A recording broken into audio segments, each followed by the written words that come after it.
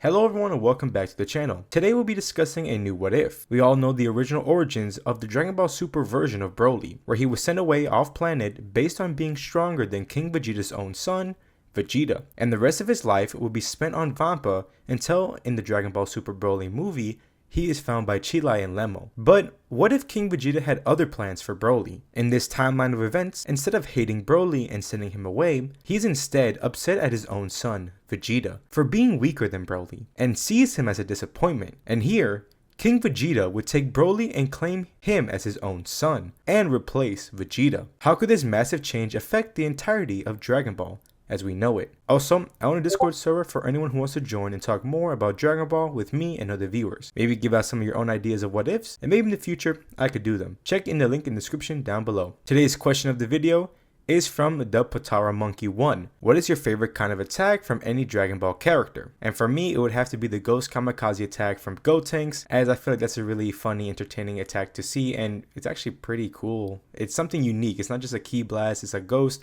and then they blow up next to whoever they're fighting. It's just like a unique attack that no one ever really does. Kind of miss it, and they only used it like maybe once or twice. And that'll be the question of the video. If you want your comment to be featured in the next video, just comment down a question and you'll be lucky enough for your comment to be featured in the next video. Without further ado, let's dive into the first part of what if Broly was King Vegeta's son. We start this story with the birth of Broly and Vegeta, since within the Super Broly movie, Broly is born around the same time as Vegeta. When King Vegeta learns about Broly and his power, this is where the story changes. Instead of wanting to get rid of Broly, King Vegeta wants to get rid of his own son, Vegeta, and replace him with Broly. Paragus would hear this and would be appalled, as he wasn't going to allow it, but King Vegeta would just kill Paragus right then and there, so that no one else would try to stop him. King Vegeta would claim Broly and make him the new Vegeta. Now, to avoid confusion, Broly is still being called Broly, and the same goes for Vegeta. But if we were going story-wise, Broly would actually now be called Vegeta. Now, King Vegeta would have to think about what to do with his now disowned son. And here,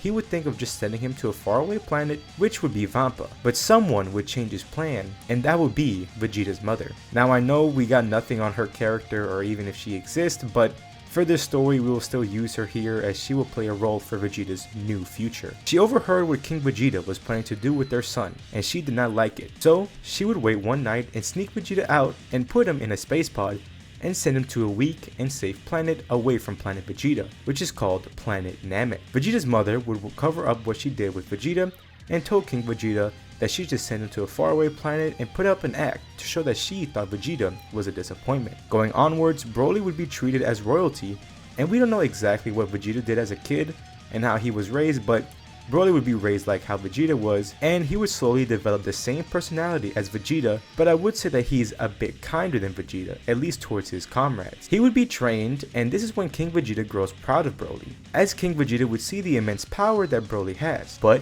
he would try to keep it a secret from Frieza, and makes Broly hold back, as he thinks if Frieza would learn about it, he would try to kill Broly if he learns about this power. Broly would still be with Nappa and Raditz and basically just replace Vegeta, as even they think that Broly is King Vegeta's real first son.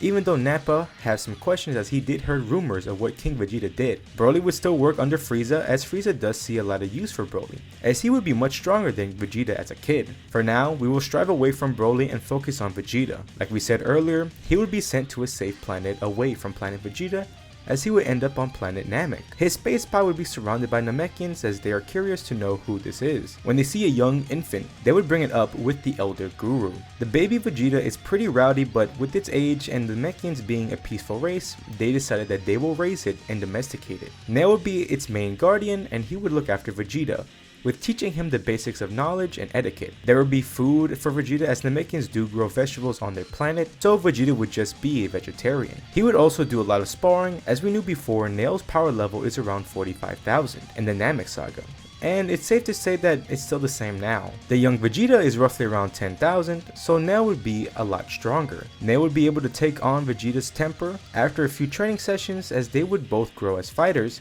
and Vegeta would see Nail as an older brother. Planet Vegeta would still have made the same fate as normal, and Broly with Raditz and Nappa would also avoid the early fate of the rest of the Saiyans, and Goku would still be sent off to Earth, and the story of Dragon Ball remains the same. Now we move up to the time where Z begins. We see Broly's crew grown up as Broly is now the leader of the trio, with Broly being stronger than Vegeta at this point, so with his two comrades. For an estimate, this would be the power level of the three. Broly was sent around a power level of 75,000, holding back as he still does so after his father King Vegeta explained why he should hold back his true power. But if he wasn't holding back, he would stand at a power level of 150,000. Nappa would be at a power level of 50,000, and Raditz would stand at a power level of 30,000. The bond between the three would be more friendly than just Raditz and Nappa being the lackeys of Vegeta. Broly and the others would still be planning to take over Frieza, and Raditz would talk about his younger brother and how he was sent to a planet called Earth. Broly would think that's a good idea to get more manpower. The difference here would be that they would all head to Earth. All three of them would arrive on Earth at the time that Raditz would arrive in the canon timeline. With their strength, it would completely freeze all the fighters that can sense him. For Goku, this is the first time he felt fear, as the power he senses is something else. The Saiyans would pick up two strong power levels and would head to Piccolo first, but this time Piccolo wouldn't dare to fight them, and they are surprised to see a Namekian here. Raditz shows off a bit of his strength and would gut punch Piccolo, but this would actually kill him right then and there. Broly was a little upset at Raditz for killing needlessly, but they would just brush it off and they would continue on to the other power level. They do wonder why Goku never conquered the planet, but they would ask him once they would make it to his location. We now go back to Vegeta, as he spent the last 2 decades on Namek. Growing up, he grew quite strong early on, with even making Nail grow stronger as well. After a decade of living on Namek, when he was a young adult, it came to the time where Vegeta began questioning about where his origins are from, as he knows he isn't from Namek. Growing up to be a respectable boy, Guru allowed him to gather the Dragon Balls to grant him his wish to learn of his past. With Porunga, he had 3 wishes. He wished to first know about how he ended up on planet Namek, as Porunga explained how his own father replaced him with another who was stronger than him, and how King Vegeta wanted to send him off far away to a dangerous planet, but it was his mother who sent him to Namek. This whole revelation brings Vegeta to his knees, not understanding why. He couldn't believe it. He was royalty from where he came from, but just because he was weak, he was replaced by his own father. Nail tried to comfort him, but Vegeta got back up and asked where his father is. Porunga would explain how he met his fate by a tyrannical ruler named Frieza, and then proceeded to destroy planet Vegeta. The more Vegeta learned about his past and his race, the more broken he got, and anger began to fill his body. His last wish was to know everything about the Saiyan who replaced him. Porunga would go into detail about Broly, even explaining his immense potential, and how he could be the legendary Super Saiyan. Hearing about how powerful Broly is shocked Vegeta, but he would use this anger and rage to strive to become stronger than Broly. Vegeta may not know about the legend of the Super Saiyan here, but he will strive to attain that power as well, and use the Dragon Balls another time to learn about this legend.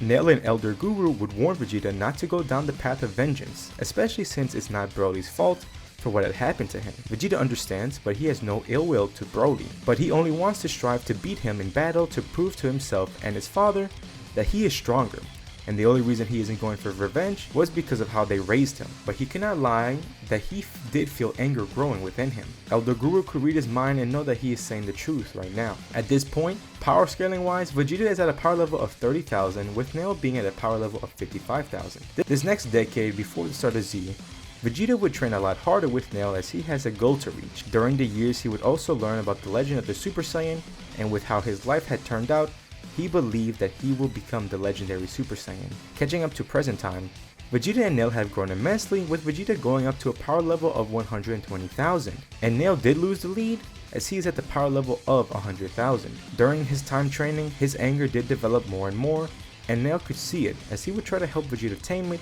but during one training match, Vegeta allowed his anger to consume him, as he wanted to try to reach the level of the Super Saiyan, and he did. With his rage, he powered up as a golden aura surrounded him, and a boost in his power came over to him, but it wasn't the Super Saiyan transformation that was described to him. Here, Vegeta obtained the false Super Saiyan form, as even though he is rageful, he still tried to not let that rage consume him. Now, there isn't a confirmed multiplier to false Super Saiyan, as it is not a canon form, but I think a fair multiplier would be half of the actual Super Saiyan multiplier. So here, with his base level of 120,000, with the false Super Saiyan form, if he could obtain it again, it will go up to 3 million. Once he thought he was ready, he would go to Elder Guru for permission to use the Dragon Balls to teleport himself to the whereabouts of Broly, to challenge him and promised not to kill him. Guru was unsure of this, but he knew that Vegeta did need to do this so that he can move on with his life, but told them that he will have a day before they bring him back, and if he did kill Broly, they will send him far away alone on a planet and Vegeta would understand. Using the Dragon Balls, he would teleport himself to Broly, and at this point, Broly and his crew were threatening Goku and his friends, as it looks like there is no hope for the people of Earth. Vegeta would teleport between the two groups to the shock of everyone, but more so Nappa, as by the way Vegeta looks, he reminds him of King Vegeta. He heard rumors of what King Vegeta did about his first son, as he didn't want to believe it, but Goku would yell out that they won't get away from killing Kami after they killed Piccolo, and now the Dragon Balls don't work. Hearing this, Vegeta grows angry as he now knows Broly and his crew are bad after killing a Namekian, and to him the Namekians are like his family. He can sense that Goku is not strong enough to stop Broly and his crew, so Vegeta would tell Goku not to worry as he will protect them and this planet from Broly. Vegeta tells Broly and his crew that they will fight elsewhere, away from any living being, as Broly and his crew just smirk. And that's where I leave it off for now. Tell me how you think about what I did with the first part and how I did with the Origin Saga. How would the showdown between the fated rivals go down? How would things play out for Goku with him being way outclassed? What would the Z Fighters do about not having Dragon Balls anymore? What could have happened differently? Leave your thoughts down in the comments down below. I would love to hear them. If y'all are interested and enjoyed, please leave a like and subscribe. Hit the notification bell to be alerted whenever I post another part. Thank y'all so much for watching, and I will see y'all in the next part. See ya!